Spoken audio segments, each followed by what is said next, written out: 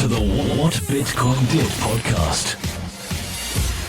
Hi there from Bedford. Yes, I'm back home in the motherland. How are you all? Welcome to the What Bitcoin Did podcast, brought to you by Kraken, the best place to buy, sell, and trade digital currencies. I'm your host, Peter McCormack, and today I have an interview with Chris Burniske, a partner at Placeholder and the author of the book Cryptoassets. But before that, I have a message from my show sponsors. So let's talk about BlockFi. In the last few shows, I've announced that I'm going to be getting on the phone with Zach Prince, the CEO, to discuss some of the questions around their new product relating to crypto interest accounts. There's been a lot of questions about this, a lot of debate. So when I spoke with Zach, he was like, well, look, put it out to your audience, Pete. You can let anyone send me questions. We can get on the phone. I'll give complete transparency. I'll answer everything they have to say. And it's been pretty cool. I've had probably a handful of emails now, 4 or 5, with people outlining all the different questions they've got.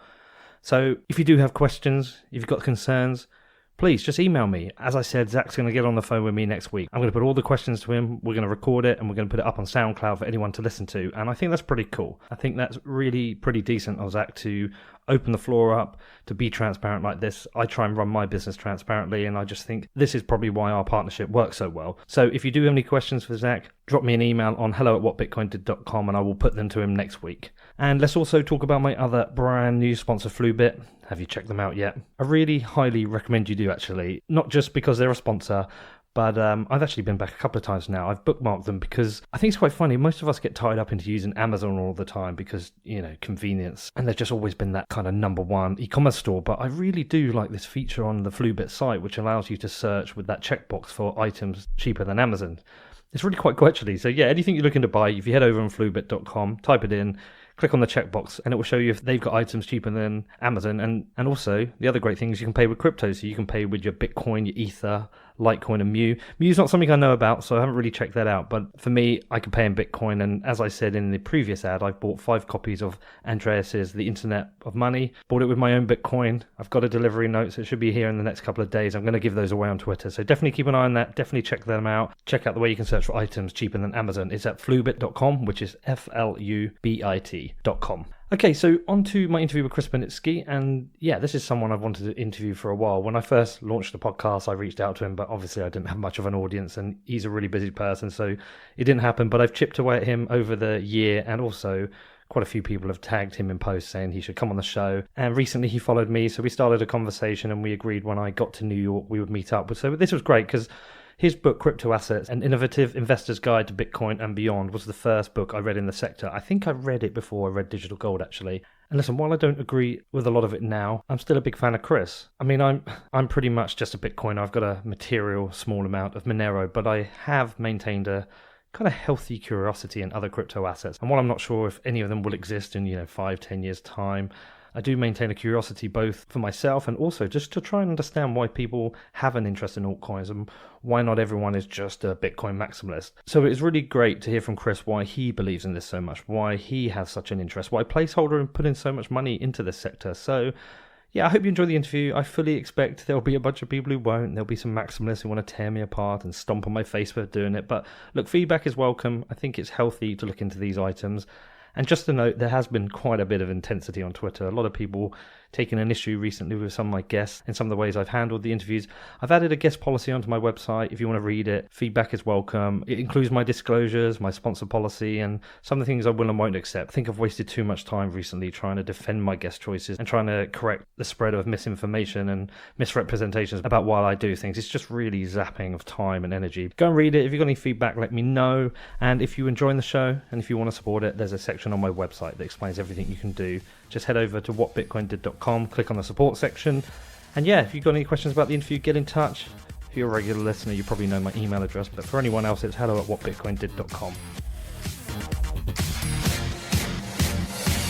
So the interview we're doing is pretty timely as well because we chatted a bit over email. It's been a long time coming. And I've obviously read your book.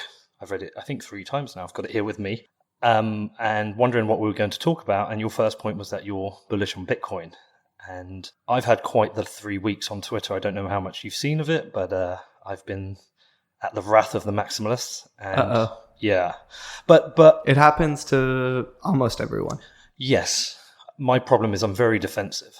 And I feel like I need to defend each point, which I'm learning not to do. Really, I should mute and have a break. So I'm going to have a break for a while now. But I switch between sympathizing and almost agreeing entirely with maximalists, but then have this other curiosity. And now, because of what's happened this week, if people know I'm interviewing you, they're aware of your book will be considered as part of the threat model to Bitcoin.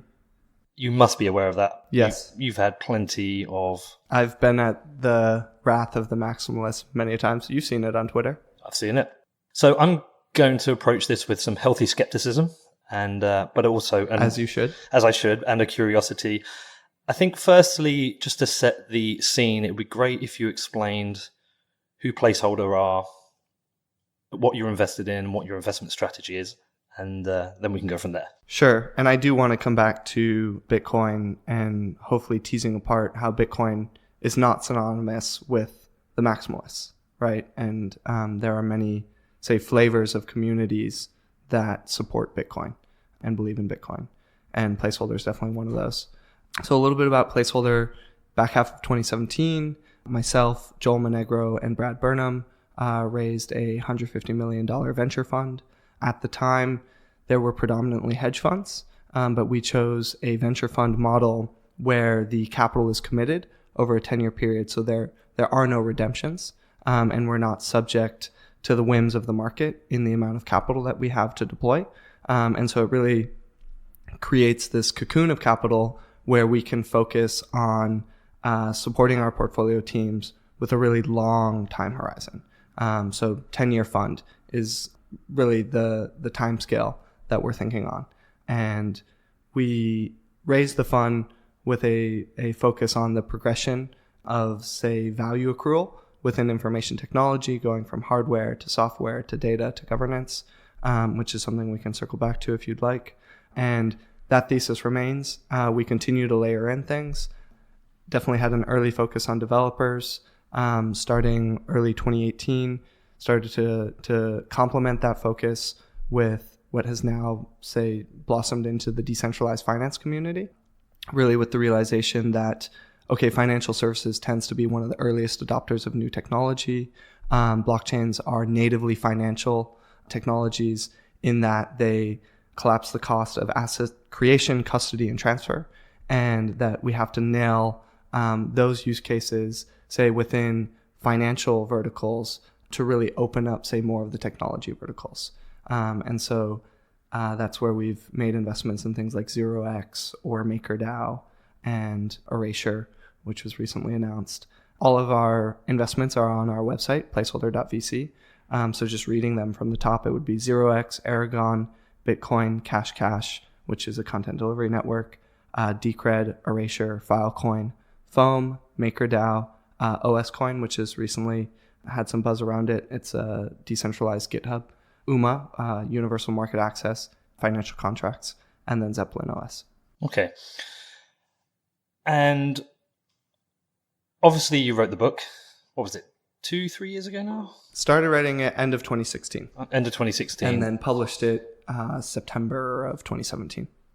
So it was the first thing I read in the sector. And the first time I read it under the belief that everything in it was true. Some of it went over my head, but it was a very good intro into the crypto world. I'm less of a crypto investor now. I hold two. I hold Bitcoin and Monero. I have curiosity elsewhere, but quite a lot of skepticism. But you pretty much put yourself out there into the arena to produce this book, and it's been highly commended, but also highly criticized. Mm-hmm. So we're a good 2 to 3 years on from when you started it. How do you reflect on the book now? I think it's important to go back to what the period was like when we wrote the book, because I met Jack, my co-author, at Consensus 2016, and I had recently published a few months prior a white paper with Coinbase called Bitcoin Ringing the Bell for a New Asset Class, which by and large the maximalists loved.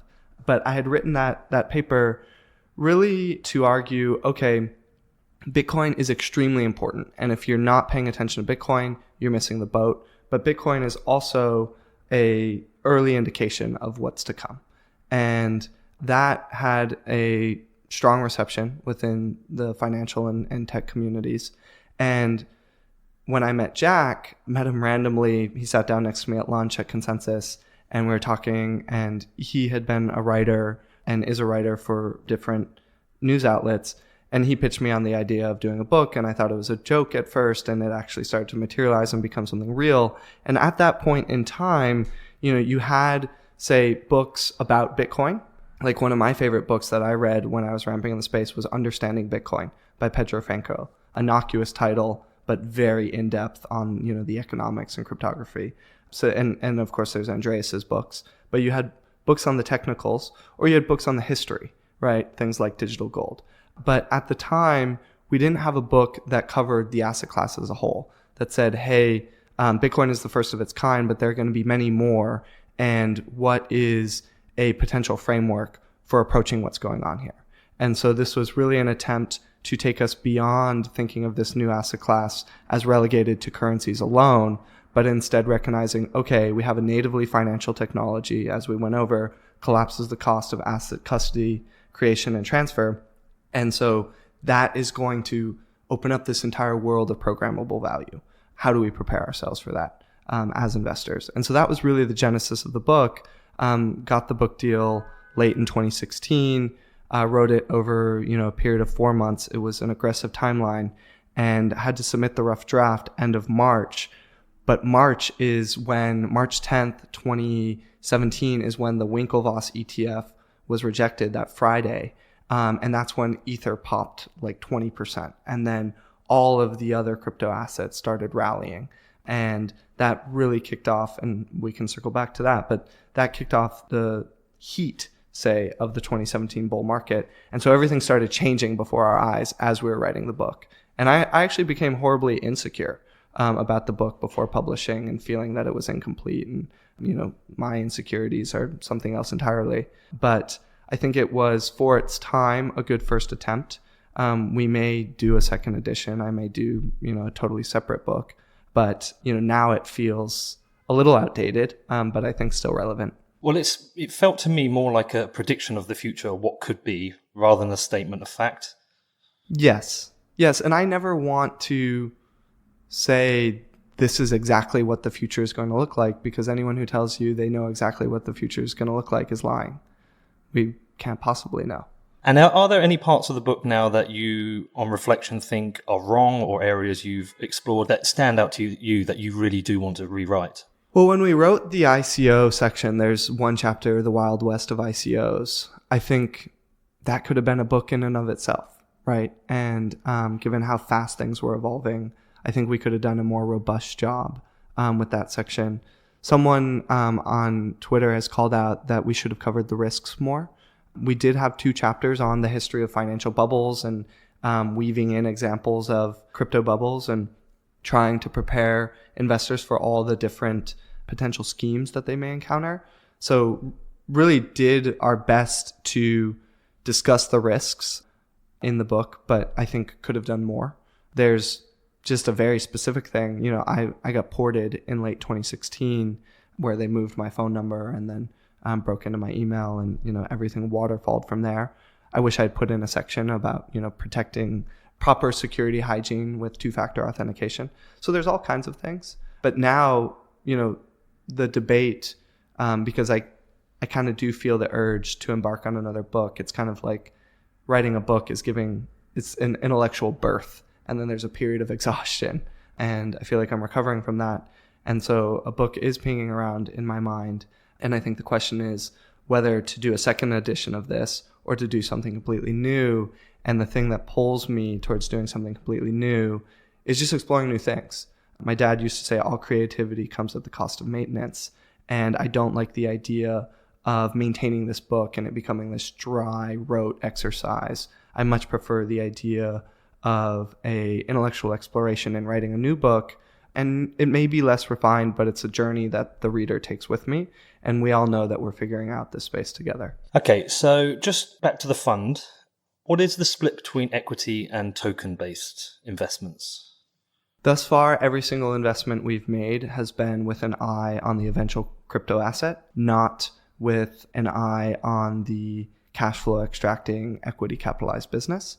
That said, we have made investments in equities, LLCs, or whatever it may be.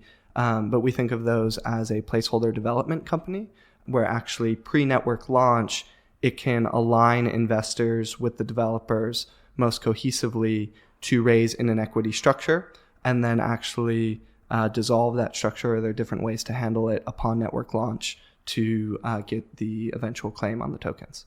So you are also bullish on Bitcoin. Yes, absolutely. We hold Bitcoin, in large amount of Bitcoin in the portfolio. And are you able to say kind of what level of investment you've made in Bitcoin, or do you have to keep those? Is that confidential?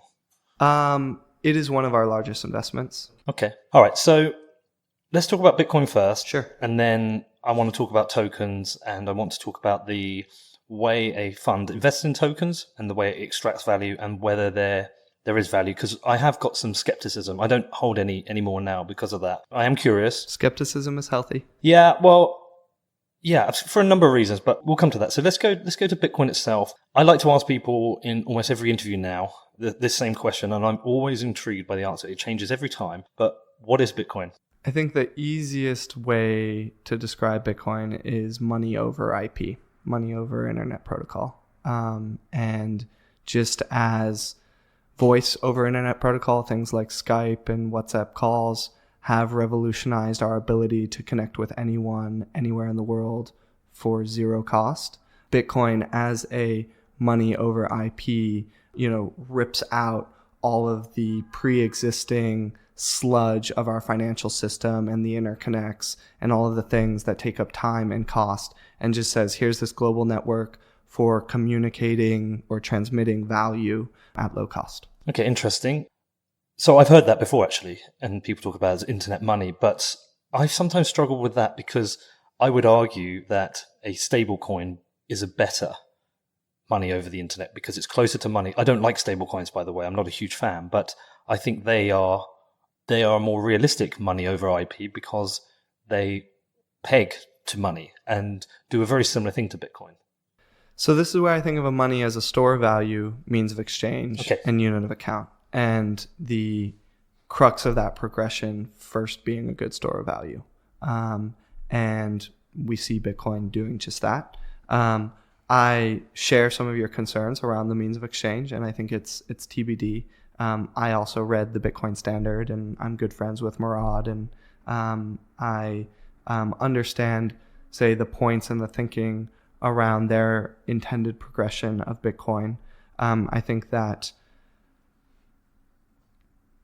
if you follow, say, the line of thinking within the Bitcoin Standard, where, the argument there is that the world has been infected with inflationary assets and that we actually need to go back to deflationary assets, and that sets up all the right spending and saving patterns, and so on and so forth. And I think it's a very elegant thesis and enjoyed reading the book.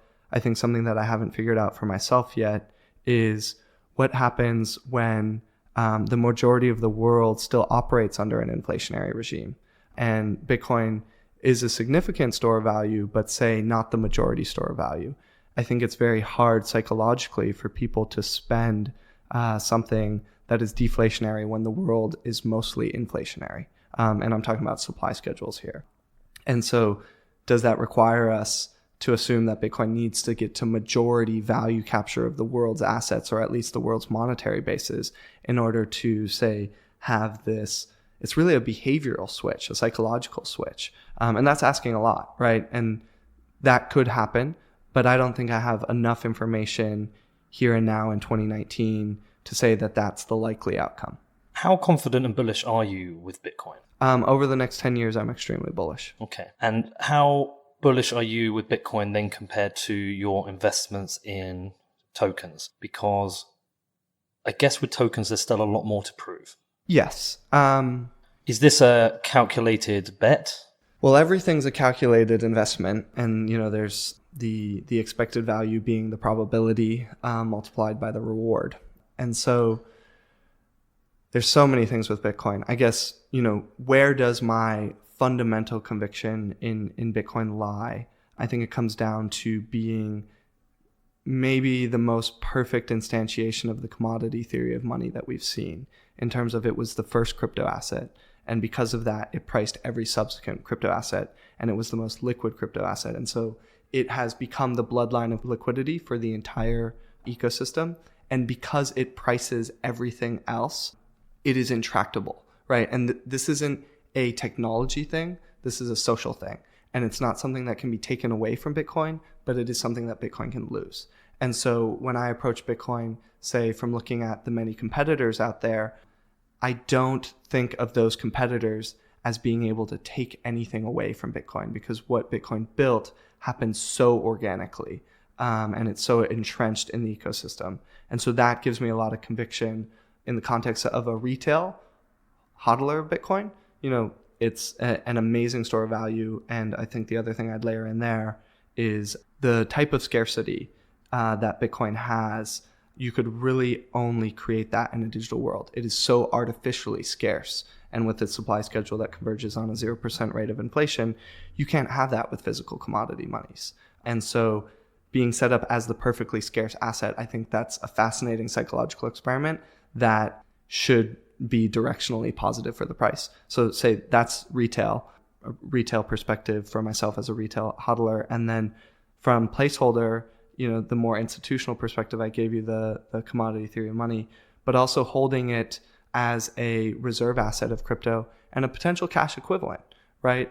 We've seen with prior cycles that Bitcoin and say some of the other macro assets have this seesaw effect with the other assets, where say Bitcoin will rally as the unit of account, it might suck some of the air out of the room, right? There's a liquidity crunch in the other assets. And so Bitcoin on a relative basis appreciates. And so you can actually use it at that point to buy some of the underperforming crypto assets. And so as we build out this broader portfolio and a significant Bitcoin position, even though we are a venture fund, you may see us taking some of our Bitcoin position and buying other crypto assets if Bitcoin has rallied strongly and some of the other assets that we have conviction in the underlying fundamentals haven't shown that life in the market yet. So, I mean, I'm like you, I'm bullish on Bitcoin, but as I said, I've got a huge amount of skepticism with tokens now.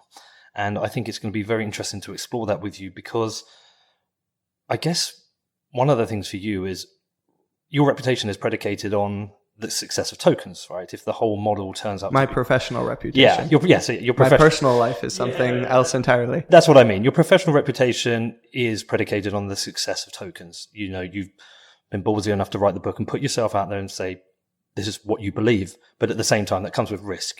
We know how brutal and savage Twitter can be at times. I mean, you can close your laptop off and get away. But so I'm interested to learn about why you're bullish, because my skepticism comes from more just having a general feeling a lot of this doesn't make sense.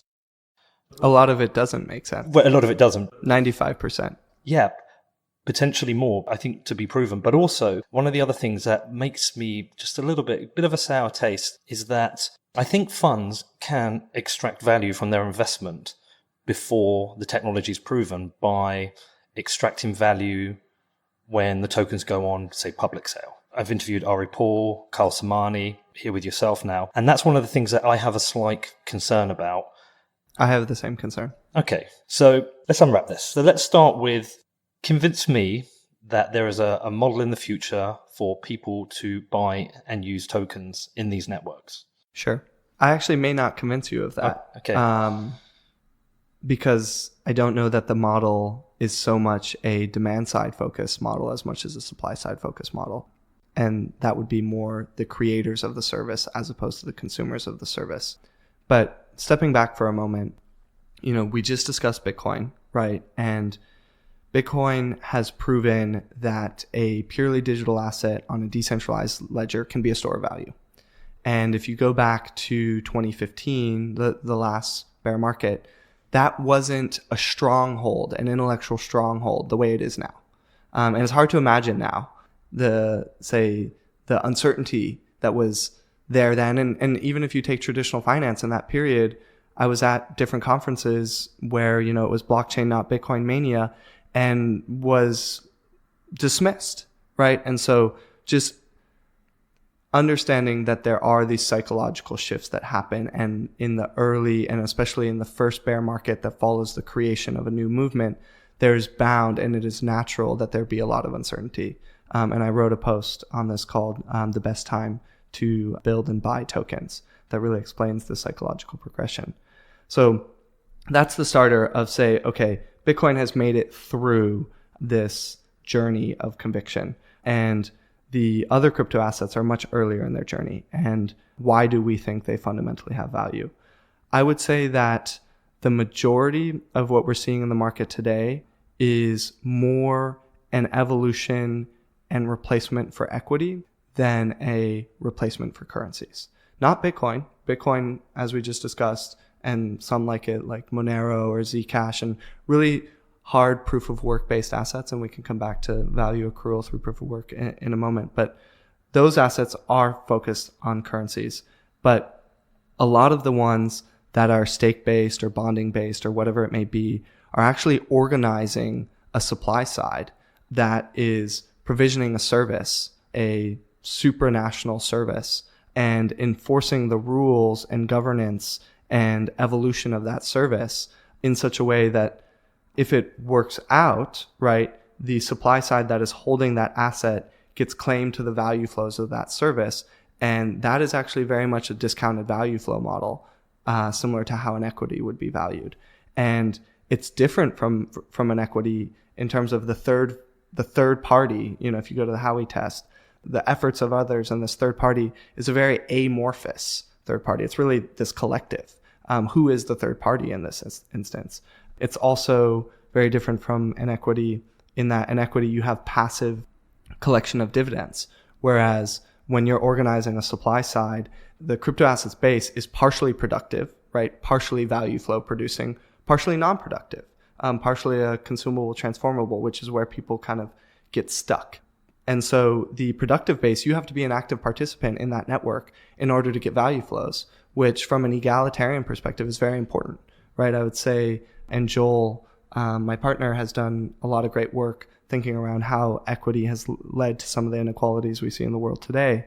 But the fact that you have to be an active participant to get access to the value flows is a very important component of any crypto asset. And so if I were to, say, lay forth a framework, and I need to put out a piece on this soon, the framework coming from a valuation perspective, you can think of broadly there being three superclasses of assets. And stop me if at any point this is unclear.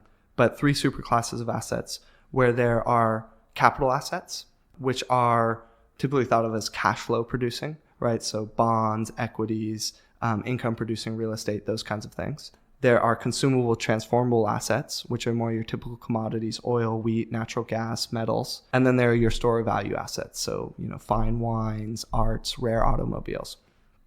And if you take something like gold, it can be both a consumable transformable and a store of value asset. And Bitcoin, I would argue, is the same, right? Holding a Bitcoin doesn't give you a claim on any value flows. You can't stake a Bitcoin to be a participant in the network. And so I actually think the best way to value those assets is still through the equation of exchange, MV equals PQ, which is what I put out in 2017. But interestingly enough, the majority of crypto assets are shaping up to be capital assets, to be things that organize and are useful predominantly to the supply side. And so I think that the majority of value accrual for those assets will be through a discounted value flow model. And what's really interesting is there's overlap, though, where let's say Ethereum goes to proof of stake, right? It is predominantly a capital asset, but where it's used to pay for gas, it's a consumable transformable. And so I think it becomes a sum of the parts valuation where it's predominantly discounted value flow for the supply siders, but there's a little bit of value capture through MV equals PQ. And as I discussed with the original valuation piece, velocity becomes a problem, and all of those considerations taken into account. But I lay the framework to really try and, again, as I did originally with the book, try and piece apart how different these systems are, and therefore the value capture will be, so that we can stop bickering over, your approach is bad because it's different from my approach. It's not that at all. It's just they're fundamentally different approaches trying to solve different things. There'll be a number of people who will listen to this who won't understand a lot of what you've talked about there. but who have the ability to invest. I think these are quite complicated decisions that people have to make, but they're making loosely. So I'm still struggling to understand what is so broken in the current equity model that the token is fixing. You've said maybe because it opens up access to investors who don't normally have access, but it also is changing it does change the value model. Its success is predicated on the appreciation of the token in value. But then with most of these networks, it's not useful to have a volatile price. So that's where one of my conflicts comes, that I think most, for example, in the utility space, which has a lot to be proven, almost every instance, it would make much more sense if these were stable coins. So two things in there, say what's broken with equity and say the utility token model. Let's start with the utility token model. And actually the word utility token, I don't really like because it's too broad of a bucket. It's really just saying anything that has utility that's not a currency or strictly a currency. I guess I don't even really know what the utility token definition is. But suffice to say, it's very diverse, right? There's a lot of diversity within, say, what people consider a utility token. What I was trying to get at with the capital asset component is actually these assets, say Ethereum proof of stake, or you're going to have Keep network launch, or all these different things, or we see it with LivePeer. They organize the supply side, the providers of the service, and they are useful to the supply siders in enforcing the governance and the behavior of those supply siders to ensure consistency of the service. They're not so useful to the demand side. And I actually very easily see a world where the demand side doesn't operate with that native asset at all. They pay in whatever stable coin, whatever fiat coin, whatever it may be that they want. And it actually doesn't matter because the value flow that the supply side ends up getting from staking the native asset is really what will define the value capture of that native asset. And so I think people obsess on the utility token side, on the demand side, the consumers of the service. And what I'm saying is, I think that's right to say obsess over the problems with that, but you can't stop there. You have to say, look at the other side of the equation, which is the supply side, where I think there's a lot more, say, value capture and usefulness in constructing the service. And ultimately, these crypto networks are only going to win. They're only going to sustain themselves and truly provide value if they provide a novel service, right, that people can't help but use, or provide an on-par service to existing companies, but for an order of magnitude cheaper. And that's just the economic reality of things. And so, that's a very sort of cut and dry goal. In terms of, say, what's wrong with equity, I think as we've watched the progression of equity, right, invented in the early 1600s, and the kinds of businesses that it capitalized, early on, those businesses weren't exponential in the services that they created and the value that they captured. And there was always significant marginal cost to producing an incremental unit. As we have marched along through the Industrial Revolution and now into information technology, the scale of the services provided has very much become exponential, power law based, and the marginal cost of producing incremental units is zero. And so I would say one of the core fundamental problems with equity in the world we have today is actually the lopsidedness of value capture and a relatively concentrated base of shareholders that unilaterally hold access to value capture and also control of that service. And these services, you take things like Facebook or Amazon or Google, I would argue we as a globe are dependent upon them, but the ownership is extremely concentrated and is one of the contributors to the wealth and income inequality that we see in the world today.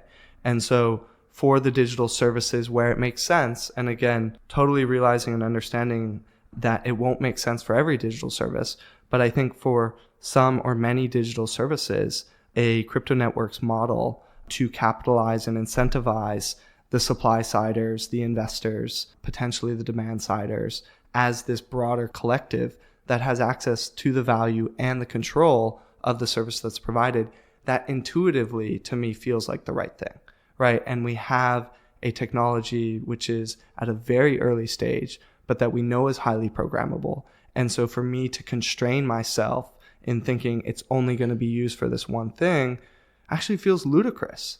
I couldn't possibly say all the things that this are going to be used for. So we'll come to that as well. So just referring back to equity, so one of the things that I think about is, I understand when you say the ownership is concentrated on a small group of people. That's obviously because of the way equity deals are structured from venture capital. But isn't there an argument also that there's some benefit to this because companies become incubated, they have support structures in place from the VCs, they have somebody who joins the board, and they incubate them without these companies having to worry about value or the liquidity of their assets. They just can focus on solving their product market fit. Yet in the crypto world, where we've seen this kind of change where anyone can invest early on, and we've kind of had this wild west of ICOs and companies as such being built from it, which don't seem to have the same kind of level of rigor around what they're producing. Sure. So there's a trade-off.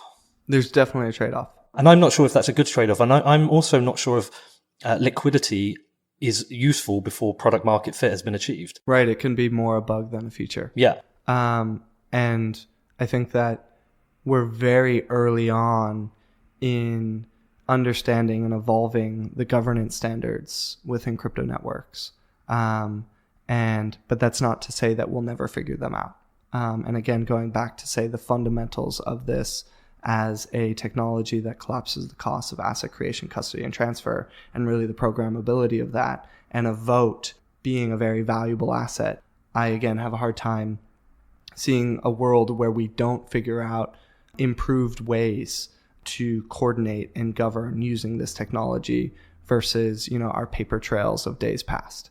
Now, in terms of, the benefits to a concentrated shareholdership and, say, centralization allowing a faster pace of execution, I think there's merit to that argument. And it all goes back to, as you said, trade-offs and how these networks are being set up. And I think we are taking learnings from the equity world, right? As we, particularly Placeholder, finance the early development of pre-launch networks. Setting the pre-launch development aside for a moment and looking at, say, equilibrium operations. I think that a very important thing is once we have governance figured out and we've hit this more stable, steady state, the fact that the supply-siders, the provisioners of the service, have equal voice and access to value flows as the investors in the service is very important, right? Because investors are important, as you pointed out, for getting something off the ground. But does that mean they should have a perpetual claim on cash flows forevermore with no one else having, access? Should not the supply-siders or the consumers potentially have access to this network that they are all, say, take Facebook, they're all collectively creating? It feels a little lopsided. It feels a little too good to be true for an investor in the value capture that they get under the equity model. But that's just the reality of life, right? That's the reality of the social fabric that we have created over the last 400 years, but it's not a naturally occurring phenomenon, right? This is a social structure that only exists between our collective minds. And so we have the capability as a society to change that.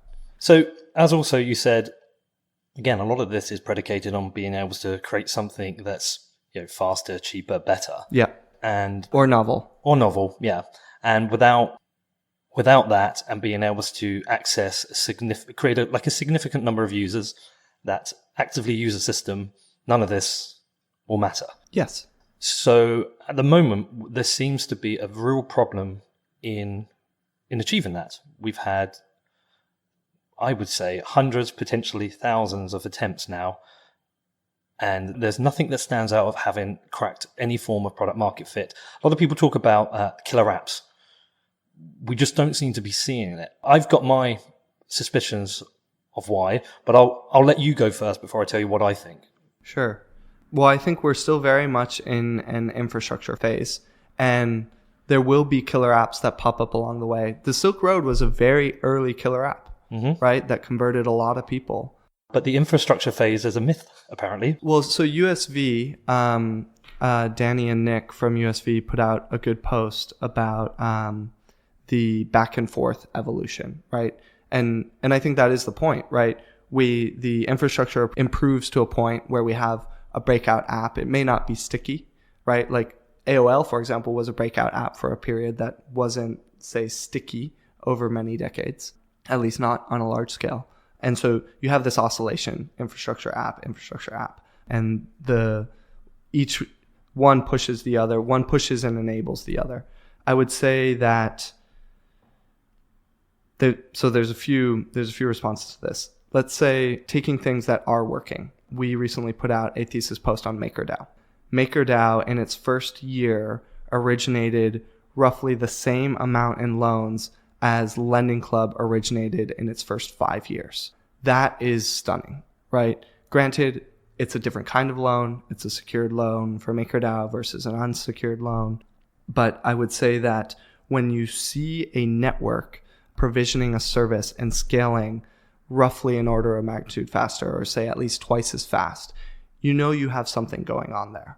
And that it's really, and I really should say a protocol, because a network can be, say, equity capitalized or crypto asset capitalized. But when you have a crypto asset capitalized protocol-based network scaling much faster than you've seen in the equity world, that is really the openness of the system, empowering all participants to use and further the service at a rapidity which you almost can't have because of how closed and concentrated an equity shareholdership is. It's almost like an equity shareholdership, and I've never thought of it this way before, but it means we're getting into good places in this conversation. It's almost like an equity shareholdership is a proprietary thing, right? It's not an open source thing. It's not an open, anyone come and join and pitch in ecosystem. And we've seen how open source software evolves much faster than proprietary software. And in the asset model, I think you can make a roughly similar analogy in terms of these crypto assets are an open source asset, whereas an equity is a proprietary asset that, is very hard to get access to unless you're inside the club. And so those, by and large, won't be able to scale as fast. Now, totally agreed, we are still searching for the right product market fits for these crypto networks.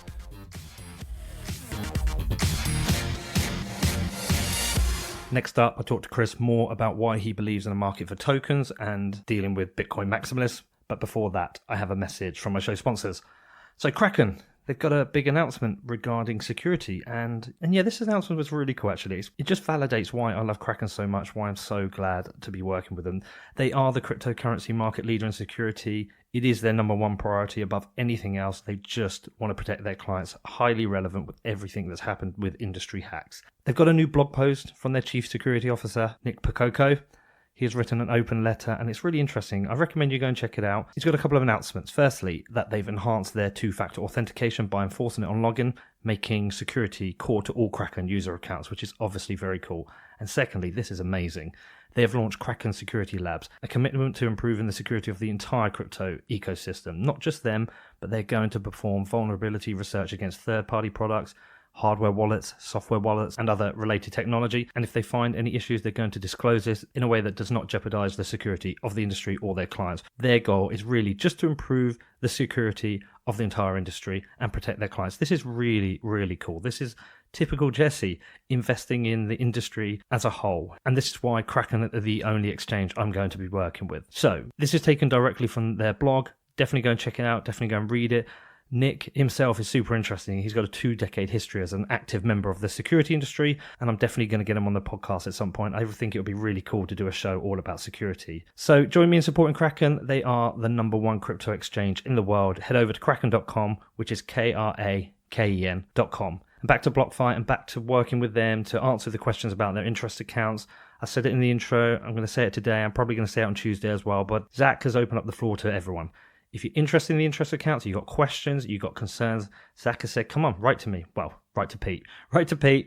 If you write to me and tell me your questions, I'm going to get on the phone with Zach next week. I'm going to put all of them to him. Then we're going to stick up on SoundCloud all his answers to everything that you've asked out there for everyone to listen to. I think it's super cool. It's super transparent. It's exactly how I run my podcast. It's why we get on so well. So yes, if you've got questions around BlockFi's interest accounts, email me on hello@whatbitcoindid.com. They will definitely get put to Zach. And if you're interested in these interest accounts, just head over to blockfi.com, which is blockfi.com.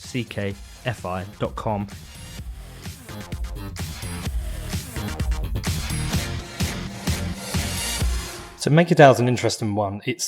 So as I've kind of bumped into and sympathized with the whole maximalist view and Bitcoin being the only need for a blockchain, MakerDAO is the one that keeps coming back to me, and I keep saying, okay, I can't ignore this. But then MakerDAO itself its success is predicated on the fact that ETH is a store of value and appreciates in value, and that people who have ETH historically have made enough money to then use it for MakerDAO. But it's not particularly useful for anyone new coming in who doesn't pre-own ETH, because you have to then buy ETH to then get a collateralized loan from MakerDAO. So I don't see that as a kind of great mass use case example. I see that as just like a small use case for people who've already have a substantial stack of ETH.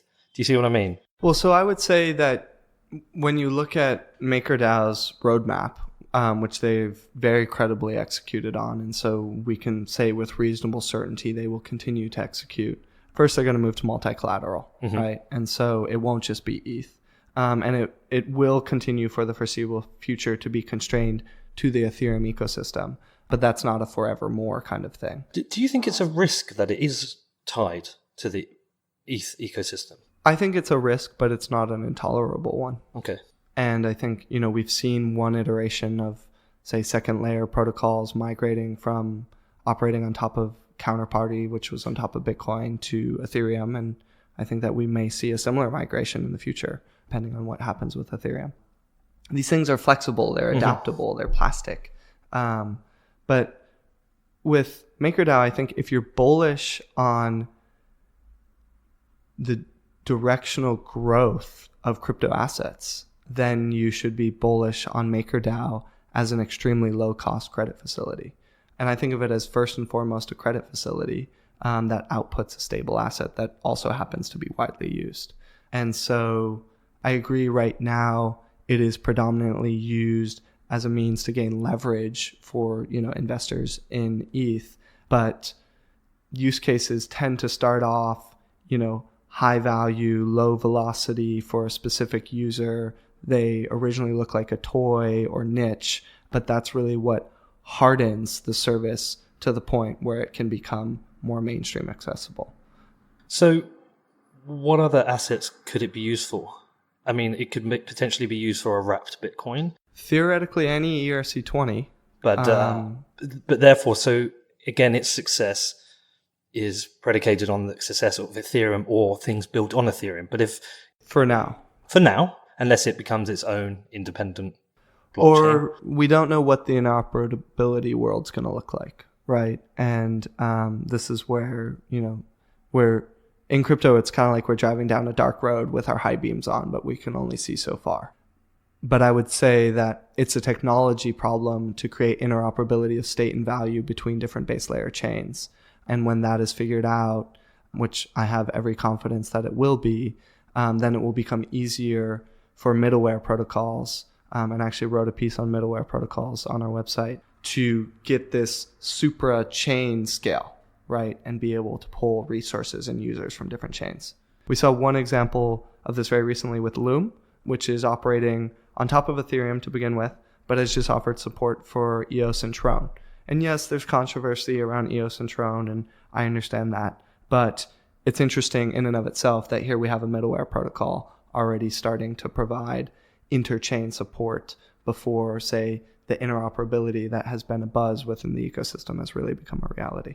Right. Okay. So this is where I then start to worry about maybe the ethical nature of some of this. And like, I don't want people to be restricted from investing. I don't like investor accreditation. I think they're archaic rules and unfair. But at the same time, I do wonder whether really we're still in such an experimental stage that these systems should be financed and supported by retail investors. And I worry about, I've been there myself. I made and lost a lot of money very quickly. And by transparently talking about that story, I've had an incredible amount of people contact me and tell me similar stories. And a lot of people have lost a lot of money. And I know this happened during the dot-com boom, but we've lowered the threshold for investing by making it very, very easy with services like Binance. So I then worry about... The siren is how we know we're in New York City. Yeah. I worry about how ethical some of these crypto funds are, who are promoting a narrative of a future of blockchains and tokens, who are investing early on in projects and protocols, yet are able to extract value and exit before anything has been proven as a success. And I think that's where I prefer the old world of equity investments as opposed to now, because a lot of these funds could make a return without actually any of the projects being a success. Yes. And I think the key linchpin there of what's changed is the pathway to liquidity, or the bar to liquidity, is much lower, right? And so the concern I hear you raising is that a institutional investor can get liquidity and exit an investment much more easily and potentially return a profit, even though it was a useless asset. Whereas in the traditional equity markets, it has been so groomed over time, right? We're 400 years in now into the evolution of the equity markets. It has been groomed over time and is so commoditized, say, in all of the operations and how everything is understood, that it has a much better filter for filtering out the junk, and the things that should die do die before they leave a institutional investor's balance sheet and hit retail. So I think it's a important concern. It's not always the case though, right? Because obviously we can look at something like Snapchat or Pinterest. Not always the case. Yeah, so those themselves are still yet to be proven, especially Snapchat. Snapchat, to me, as a IPO itself, feels very similar to some of the ICOs in that its share price really struggled after it. Well, and you're kind of pulling us into a broader conversation around venture capital, right? Yeah. Because there's a whole nother side conversation totally unrelated to crypto around the ballooning size of venture capital funds. Placeholder as a $150 million fund seems big to crypto, but when we talk with institutional investors, we're a small fund. We're a small venture capital fund, boutique. And so, part of the frenzy around venture capital has been because for certain venture capitalists, the returns have been so good, right? And also as a uncorrelated asset class to, say, traditional public equities and bonds, there's been a lot of appetite for that. But when there's a lot of appetite for that, it balloons, the fund sizes and therefore the asset prices. And Ben Evans from Andreessen Horowitz has a great presentation that shows how private companies are staying private for longer and raising more money and, all of these things, and that a lot of the value is being captured in the private market before it even goes public. So it's actually almost the inverse problem of what crypto has, right? The traditional equity market, and again, I'm just kind of thinking through this with you on the fly, but the traditional equity market, these companies, you take something like Uber, has stayed private for so long. It's now whatever, 50, 60, $70 billion company by the time it goes public, that, a 10x from there, and it's a 5, 6, $700 billion company. Whereas, say, when Microsoft IPO'd, the returns, I think, were in the hundreds of X's or thousands of X's, which is insane, right? But in the public equity markets, because people were going public early on, there were lower pressures and requirements. And so that's our traditional equity world. And you could argue, and I think Fred Wilson put this either in a tweet or a blog post, in a way, crypto assets are a backlash against that, right? Of early to liquidity, as early to liquidity as you could possibly imagine. And this is, I just think, another cycle of each generation wants to be new and do something different from the generation before it. And society is this constantly swinging pendulum where we go too far in one direction, and so we swing back, and we go way too far in the other direction. And we occasionally hit these sweet spots where things run well, but, inevitably swing too far in another direction. And so it's going to be a constant evolution. I think for myself as an investor, to be clear, I never thought I would work in finance, right? My parents were educators. I was raised around the world. They taught at international schools. I was raised to kind of think of finance as the devil and never thought I would be where I am today. And so I have a bunch of considerations and insecurities about what I'm doing and how am I contributing for better or worse to income and wealth inequality in what I do, right? And so I would never want Placeholder to have a profitable investment that didn't provide true utility for the world. How we handle that is an ongoing conversation, right? Do we just let a asset that's part of our portfolio that is pumping, do we not sell it because we know that it's an artificial pump or, it's not at all tied to fundamentals? These are very serious ethical questions which we take seriously and we engage with on a regular basis. And have you as a fund exited tokens during a pump? We haven't. Have you exited any tokens? We have not sold a single thing. Okay. And again, this is where we're very different from a hedge fund, right? Mm-hmm. We are not traders. I think of us as buyers in bear markets, sellers in bull markets, and you end up being a liquidity provider on both ends of the spectrum. When everyone is selling, you buying, you're a liquidity provider. When everyone is buying, you selling, you're a liquidity provider. And it can actually help dampen the volatility of our constituent portfolio assets through that process. But I would say that, we, as a venture fund, we build these large positions over time, work very closely with the teams, and we're still discussing internally about how we handle the exit process. And do we do it incrementally? Do we do it, in one fell swoop? Of course, we communicate with the team. How much do we communicate with the market? Our very name, Placeholder, really reveals everything you need to know about how we think about ourselves. We are a placeholder helper, placeholder hodler within these networks that, yes, must ultimately exit the investment, but hopefully it is at a point where the thesis has played out. The network no longer needs an institutional investor. And this is kind of going back to our earlier conversation of, should we get a claim on value capture forevermore? Or should we just serve our most important purpose early on in the life of a network and then leave the vast majority, the vast remainder of the pie for the supply siders, the demand siders, the core developers, when the network is really starting to inflect in its fundamentals? What happens on year 10 when the fund closes? Do you have to exit every position and close the fund? So we have what's called a limited partner agreement, so an LPA with our investors who are our LPs, our limited partners.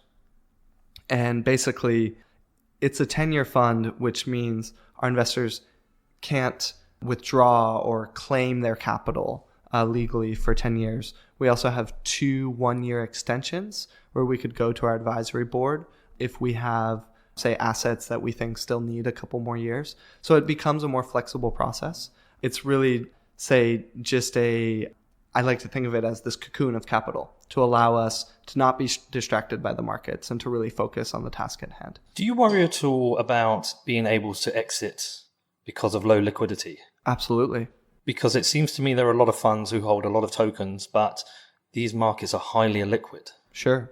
Yes, it's definitely something I think about. It's lots of people know we're highly involved with Decred, and one of the things I work a lot on is having conversations with different exchanges and liquidity providers about the merits of Decred and helping to organically build liquidity that way. I think for Decred, it's important that it build liquidity. I think that different assets are going to have different required liquidity profiles. So for example, governance assets, it might actually be okay if they're slightly more illiquid. That might actually be more of a feature than a bug in preventing, say, a hostile takeover very easily, because there'd be so much slippage in the market if someone were trying to amass a large percent of the asset. So that's one consideration within the liquidity realm. I think we're going to start to see much more segmentation in the capital market structure of crypto assets in terms of, we've been predominantly exchanges and OTCs have really risen to prominence over the last few years. And now we're seeing things like Tagomi as a prime brokerage, or OmniX, which is aggregating all of these different liquidity pools. And so you will start to see different assets having liquidity in different places for different reasons. I assume you've discussed Decred with Murad. At length. At length, yeah. I was with him in Hong Kong, and he's told me, and a lot of people seem to know that he thinks he's very bullish on Decred. I don't know anything about it, to be honest. Okay, so look. Well, we wrote an investment thesis on it. That's also on our website. Just very simply, it is, I think of it as Decred has it.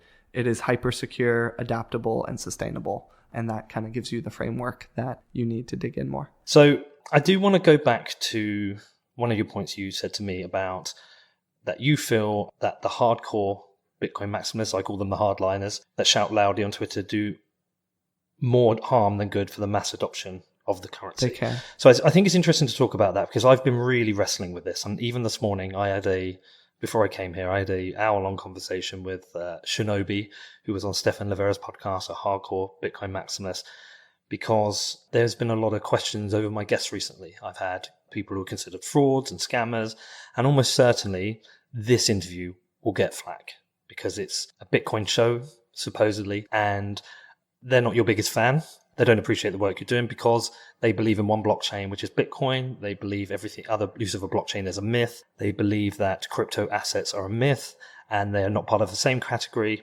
So, well, Bitcoin doesn't believe any of that. Bitcoin doesn't believe anything. Bitcoin just is. Let's say Bitcoiners. But it's this community. Yeah. So, and again, I have a lot of sympathy for this because I still struggle to see all the use cases after all this time. And I've looked at the various tokens you can invest in, and every time I go down these, I'm like, nothing now gives me a gut feel that it's a worthy investment. You obviously have a different thesis because you're a fund and you look into it in more detail. But I used to think, and I've gone through times of thinking the hardline maximalists are damaging and toxic. I now think very differently. I actually think their absolute necessity, their hardline approach, it's almost like it doesn't matter if this delays adoption. The hardline approach protects Bitcoin, and Bitcoin needs protecting because it has so many threats. So I don't think Bitcoin needs protecting. Oh, right. Okay. I think that going back to the commodity theory of money thought trail that I laid out earlier, Bitcoin's doing amazingly well, and it will continue to price and be the bloodline of liquidity for pretty much every crypto asset out there. And that actually by berating new people who come to the community or people who have differing ideas, that actually counteracts the momentum that Bitcoin naturally has. You know, you mentioned me, say, as someone that maximalists dislike. What's interesting is I've had a whole arc, the Bitcoin community, right? In 2014 and 2015 and 2016 even. I mean, if you look at 2015, I put out 2 white papers.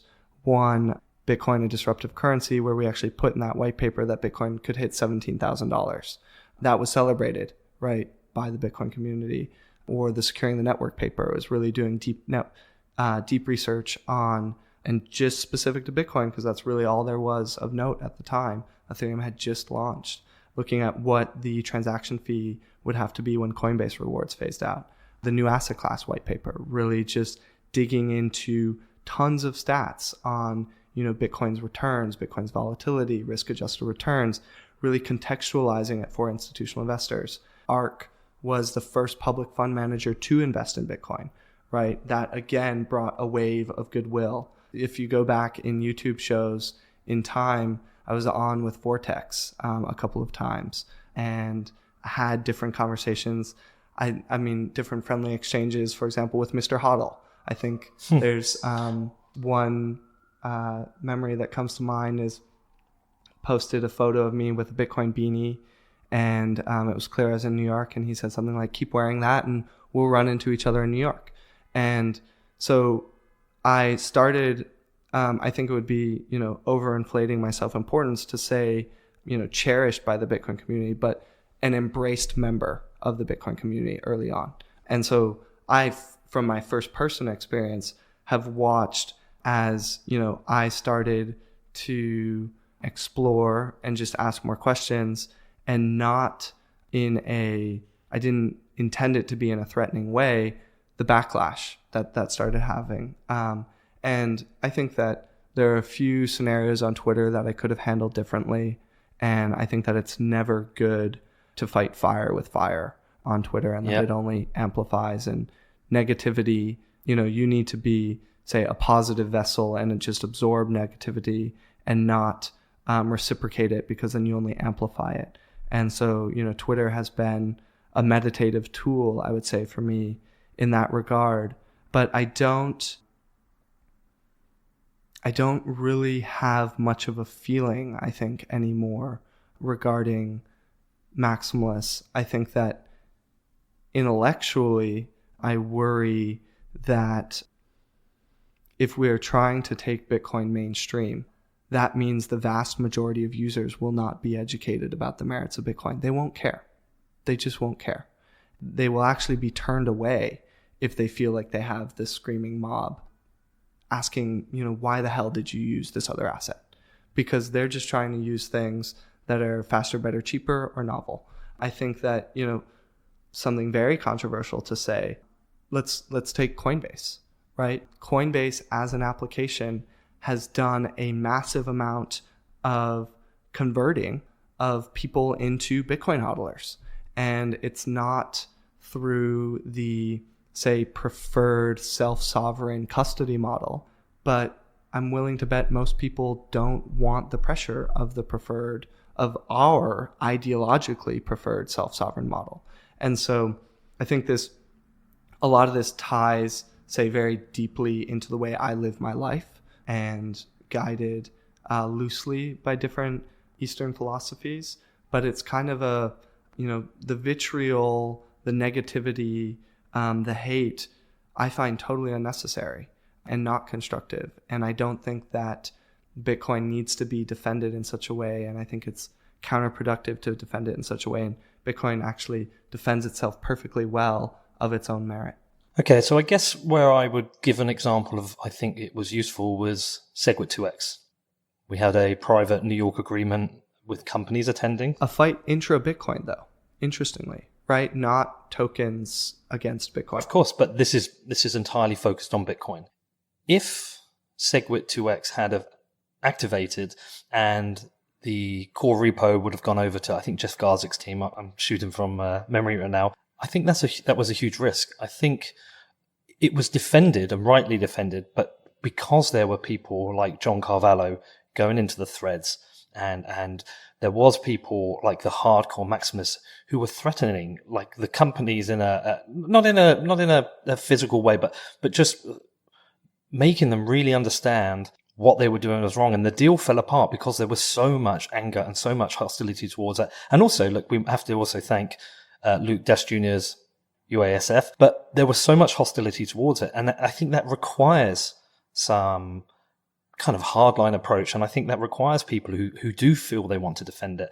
Without that, because Bitcoin's been under threat its whole life, its whole existence. And I don't think it can be defended unless it has those people who are willing. I heard one guy say, I would die for it. No, I don't think we should die for it, but I understand the sentiment. Right. So you raise a good point, and I actually want to walk something back. I think that Bitcoin thus far in its life, because you're right that it has been under attack, and it's been under attack from traditional finance and these kinds of things. I think that thus far in Bitcoin's journey, it has needed to be defended in this way, and with, say, extreme conviction and ideology.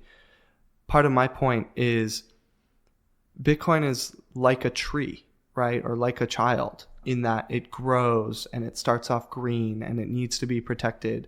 But as it unfurls, it enters different stages. And if we really are committed to the mainstream, then the rhetoric either needs to change or it will be buried, in the wires such that it's irrelevant.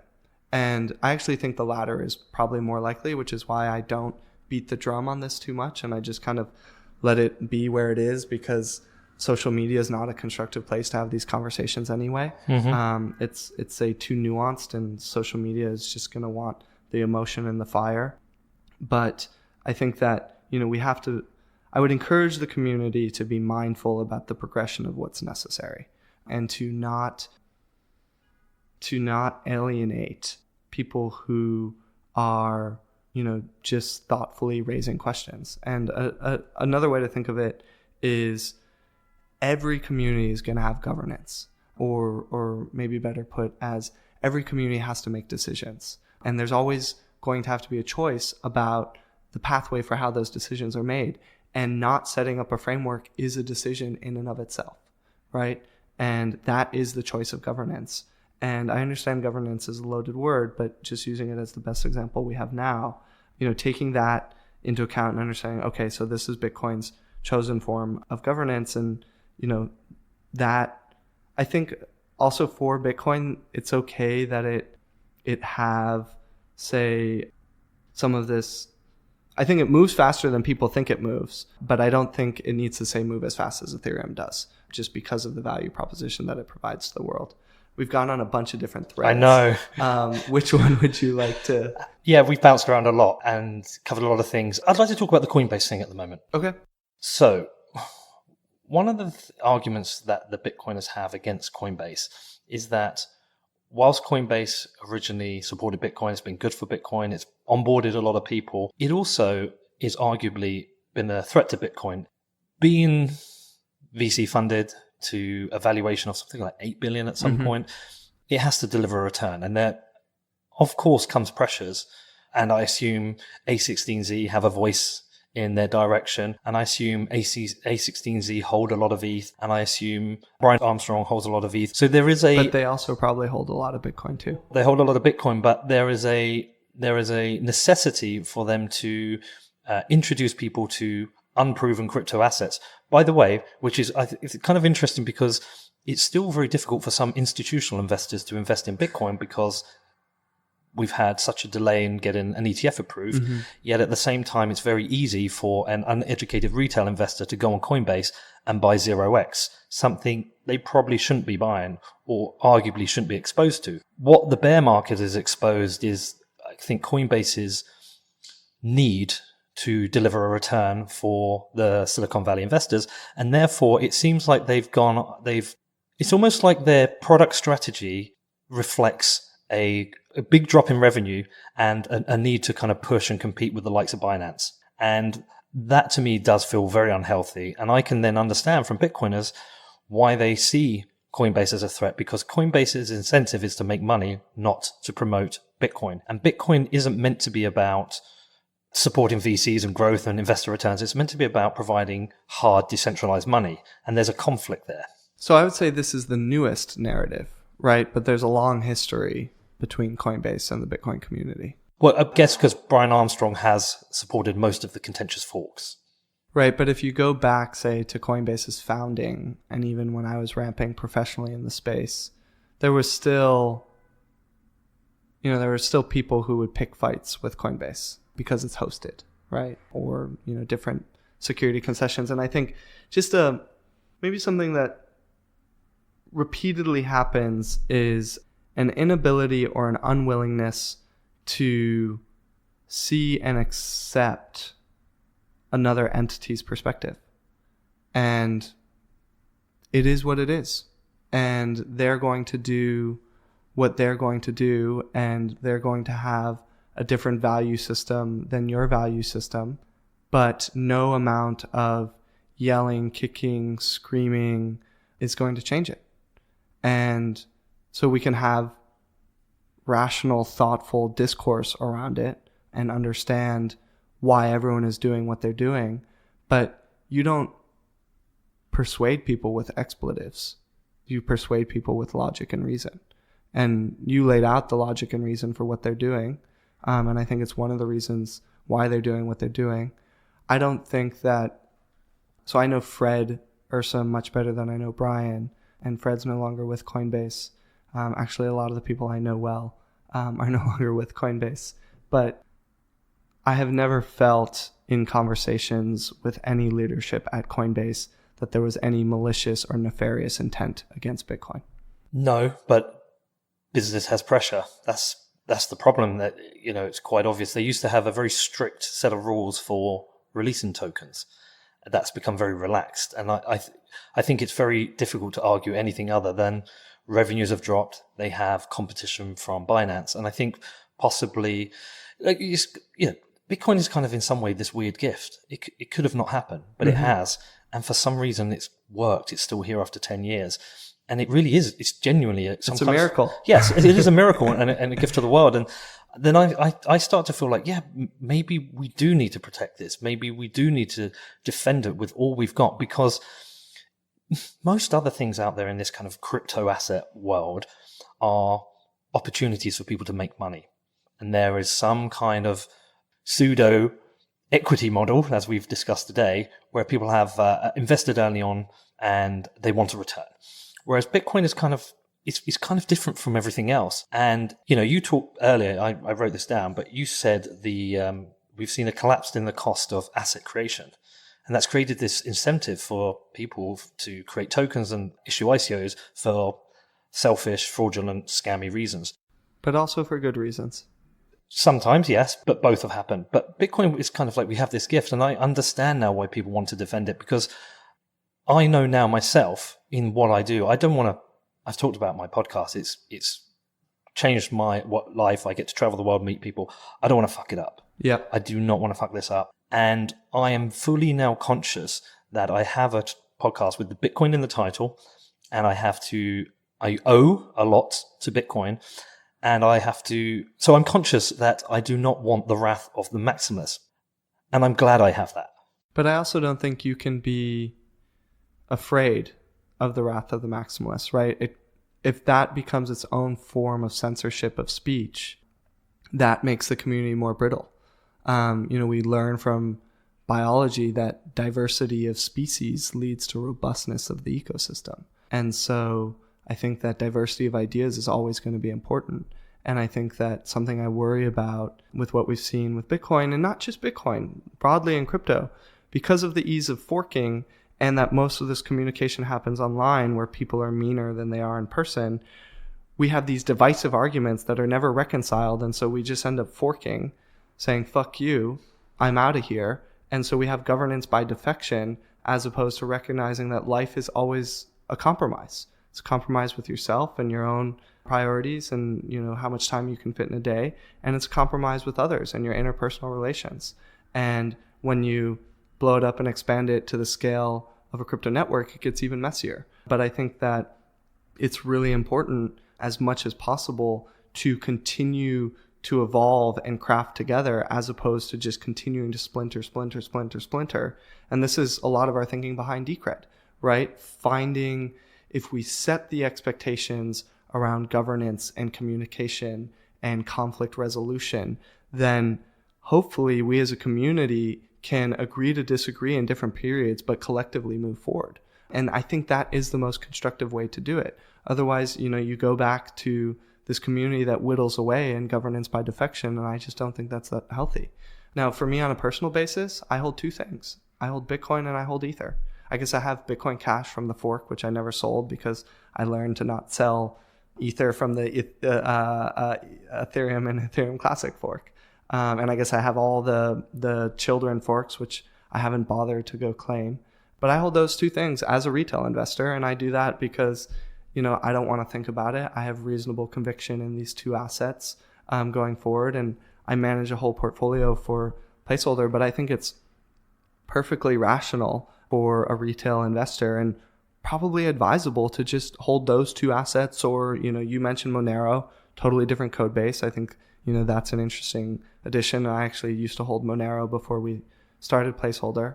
But yeah, keep it simple if you're investing from a retail perspective. And especially in this bear market, there's a consolidation to safety, a psychological reversion to, say, the things that we know. Bitcoin has been much more proven.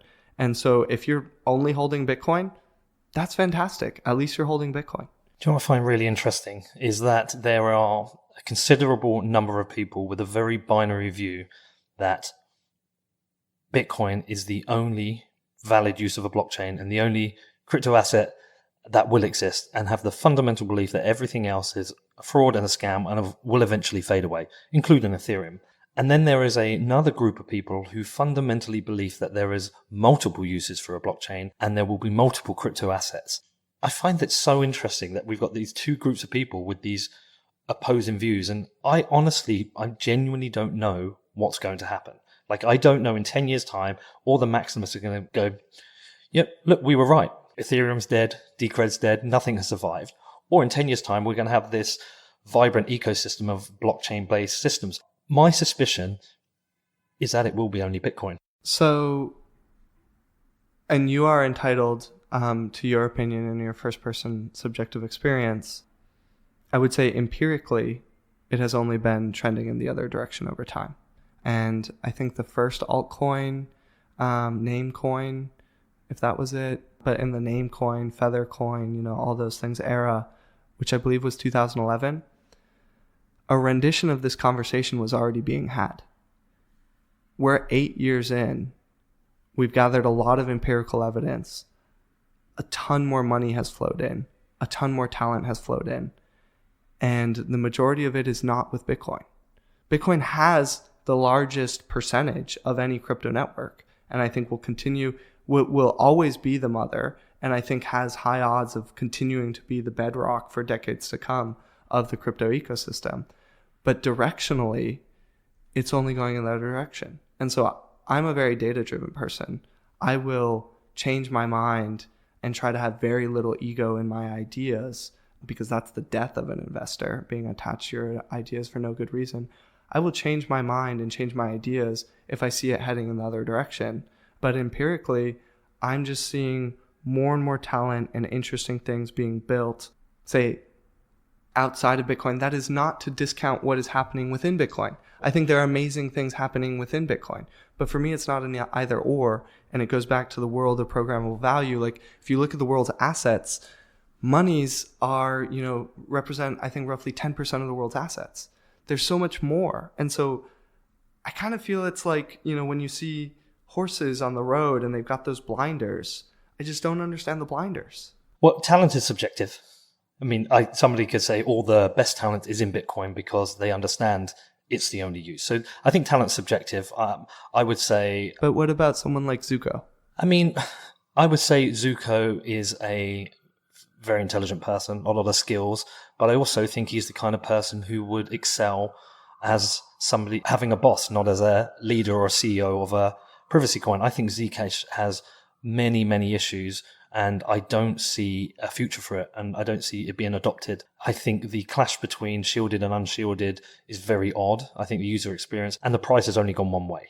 It's just dropped and dropped. So talented guy, but what I've noticed is there's a lot of people who worked on Bitcoin and then go and work on altcoin projects for a number and a variety of reasons. But I don't think it's right to say there's more talent in one area or the other, because I think talent is subjective. It is. Some people would say I'm a talented podcaster. Some people would say I'm a terrible podcaster. It's subjective. Also, directionally, it's definitely on certain metrics going one way. There's lots of things being built, lots of supposedly interesting things coming out, Polkadot, Cosmos. Yeah, I struggle to keep an eye on them because I'm starting to pay less interest to most of them, because what the maximalists would say is we've been here for 10 years and we've seen these cycles. Money comes in, projects happen, then they die. Nothing else has lasted with the strength of Bitcoin. It's very hard to kill a blockchain, right?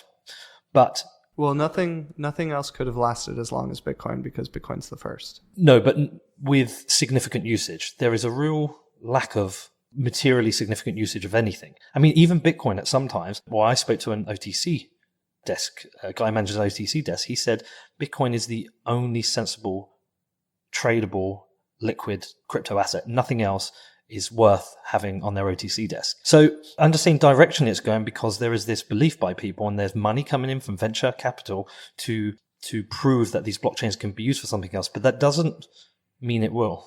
It doesn't. Yeah. It absolutely doesn't. I think when I look at metrics, and I understand the problems with network value, but Bitcoin's dominance being its network value divided by network value of all crypto assets outstanding is generally trending down. I would love for someone to do, and maybe we'll do it internally if no one does, but just looking at, as flawed as all of these metrics are, but I think there's an interesting study to be done on, say, the network value. If you take the aggregate capacity of all these different metrics and look at Bitcoin's share within it, things like network value or number of transactions or transaction value or hash rate, or even say percent of networks that have proof of work based versus proof of stake based. All of these other things are taking share, not because they're better than Bitcoin, but because there's only so much that can happen within Bitcoin. And Bitcoin, being the community that we've described it as, is not necessarily the most welcoming, right, to a new developer coming to the space. And so people are choosing to build on other things, and they may be half as talented. They may be a tenth as talented, but the experimentation is happening. And I'm willing to accept if it all becomes a failure. But again, I just directionally haven't seen that. And when I look at Ethereum stats, for example, amount of gas used being really the key, say, a utility metric, that has held up much better than actually Bitcoin's core metric of value transacted. And that is developers. So I wrote why is value transacted a core metric if it's a store of value? Of the network's, say, processing capacity. I agree store of value, say, is kind of this latent feature, but if you're going to use the network for something active as opposed to passive, I would say that transaction value is, say, the most important active utility metric. Okay, I would struggle with that because it's a store of value. So, and it's had its scaling difficulties as everything had. So I personally would struggle with that. But I wrote a piece in December when everything was tanking, just called Bitcoin and Ethereum Prices Are Down More Than Fundamentals, where I actually went through an exploration of all the different fundamentals, at least as much as I could do in half a day. And wrote it up just to show, things are still happening. And if you turn away and if you mistake depression for, death, then these things will continue to blossom and grow and become unexpected successes. I believe, you may not believe, in the year to come, or in the years to come. But I think the important thing is you and I have no animosity for each other, right? This is a good conversation. This is a rational, level-headed, engaging discussion. And I just want more of this, right, in the crypto community as opposed to the toxicity. Yeah, definitely. I've really enjoyed this. We could probably do another hour. We could. We would almost certainly do this again in the future. I've got a lot out of it. I still stand by thinking the hard line. I think they're necessary. I really do. I think they, I feel like I have the freedom to do as I choose. And I choose to do this interview, and I've enacted it in a way. Nothing has changed about the way I would have done this interview because of the hardline maximalists. I don't feel like I can't have my curiosity. But at the same time, I'm fully aware. I feel like they're sat here on my shoulder, just watching over me saying, be careful, Pete. Well, from their perspective, you've just gone and gathered information from the enemy. Yeah, well, you're part of the threat model. But no, I mean, I appreciate what you've done. I would be interested to read your book again now, because the last time I read it was about a year ago. I've actually got a little stack of them at home. I'll have to sign that one. Well, do you know what? I'm stupid. I should have brought two, because I've got an extra. Have you? I'll give you an extra. So I would like one, and probably give one out as well. But no, I appreciated the book at the time. It was very useful for me for a number of reasons. But I would almost be interested to read it back again and see how I feel about it now, because I've changed a lot since then. But I'd be curious to see how I feel about it. Yeah. Well, that's why I asked you at the start. I was wondering what you would think, because there's certain things that have had a lot of pressure, like what's the MVQ thing? Sorry, equation of exchange. A lot of people have challenged that. Velocity has been challenged, right? Sure. And so I'd be interested to see where you went with it again. But I think this feels like a good point to wrap things up. I don't often record for an hour and a half. So actually, what I've noticed is the less I look at my laptop and the more I just talk, the longer the interviews are. So for some reason, it seems to work better. Anyway, it would be great to just tell us what's coming up for you guys. If people are interested in Placeholder, how they can find out about Placeholder, and who you want to hear from. Well, we're always making new investments and open to conversations with engineers working on interesting projects. Placeholder's website is just very simply placeholder.vc. I'm on Twitter at @cburniske, and you can find me on other messaging mediums, though I'm more elusive. Thank you so much for having me here, finally. Thanks for having me, Peter.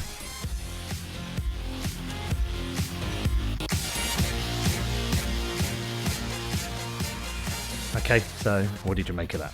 Did you enjoy that discussion with Chris? What was quite interesting for me actually was recently I've started to try and do some of my interviews without a screen full of questions, because some of the times I felt when I've got the questions, they're distracting me from what the guest is saying and having such a to and fro debate. So with this one, I kind of ignored my questions and just tried to openly discuss with Chris. And I felt this one led to a much more open and better flow of conversation. So yeah, it'd be great to get some feedback on that. Tell me what you think. I really enjoyed this chat with Chris. It's probably another one of my favorite interviews. And while I'm skeptical on the market for altcoins and tokens, I believe that Chris honestly believes in the market. And hey, look, it will either happen or it won't. For me, it's important not just to dismiss everything as a scam. While there certainly are a bunch of scammers out there, and I understand and sympathize with maximalists, they've watched this come and go, and people come and go with these stupid ideas that don't work. But I think Chris believes in this, and I think he believes in it with honesty and integrity, and I'm willing to listen to it. I'm willing to understand if there are new business models. And even if I'm not willing to buy into it myself, I want to understand why others are interested in this market and why they think differently. I think it helps for shaping the conversation, and it helps for deciding some of the shows I want to do or framing some of the conversations. And it was also good to get into maximalism with him. He himself has been at the wrath with his work and his book, and people question his motives and basically saying his professional reputation is based on the success of crypto assets. So it was good to talk to him about that. And also, Chris is a Bitcoiner. You know, he is a long-term Bitcoiner. He just also has this other interest in crypto assets. So yeah, I like the guy. I would love to chat to him again. I really enjoyed it. I really appreciate him giving me time to do the interview. And if you do have any questions about it, you know you can reach out to me. And to everyone who supports the show, I just want to say a huge thank you. Every week I say this and things tick over. You know, I get a new patron or more reviews appear on iTunes, and all of it helps with the show. All of it helps me just trying to create as much great content as I can. So look, if you do like the show and you want to support it and you think this is the week I want to help Pete, well, here are the things you can do. Firstly, just listen to the ads. If you're a regular listener, that 1 or 2 minute of ads, that really does help. I get regular emails from people saying they've listened to the ads and yeah, they've signed up for something. So that's really helpful to me, because without the sponsors, I couldn't do this. And if you don't want to listen to the sponsors, then become a patron. It's only $5 a month and you get the shows early and without ads. I'm up to 90 now. I can't wait to hit 100. I don't know why. It just feels like a cool number. So thank you to everyone who does that. That's really cool. But if you are interested, it's patreon.com/whatbitcoin did. If you don't want to use Patreon, but you want to subscribe with crypto, drop me an email. I'll send you a deposit address and add you to the distribution list. I now accept Lightning payments, which is pretty cool. You can buy some merchandise. I've got loads of What Bitcoin Did stuff. T-shirts, hoodies, caps, and mugs. I've even got a jog on hoodie. Now, I'm not taking any of the profits with this. All of this is going to go towards buying Lightning nodes for people. But if you want to buy some merchandise, just head over to my website. There's a link there. You can become a show sponsor. If you're interested in this, then email me on hello@whatbitcoindid.com. March was completely sold out. I've got 1 slot available for Lightning Month in April. I've got 1 slot for May. So if you're interested, reach out to me. I'm going to do over 200,000 downloads this month, which is utterly crazy. I thought I would have a dip after last month. So thank you to everyone who's helped make that happen. You can leave me a review on iTunes or just click on the subscribe button. Both help with my rankings in iTunes. You can follow me on social media.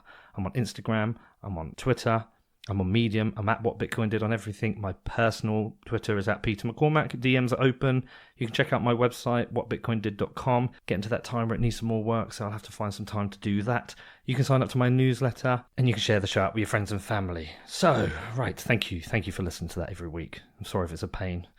Right, I'm back in Bedford now. Had a great time in Hong Kong and in the States. Thank you to everyone for the hospitality, but time to get back into some hardcore work, producing good content. I've got a bonus show that's going to come out this weekend on sex workers and how crypto can help them. I need to get that out before Lightning Month starts. And I'm also starting work on my specials for the ATM industry and mining. They will come out probably in May and June. I'm also working on ideas for specials on the Silk Road and S2X. So look, my focus is just on creating as much great content as possible. If you want to reach out to me, just get in touch. It's hello@whatbitcoindid.com, and I look forward to hearing from you.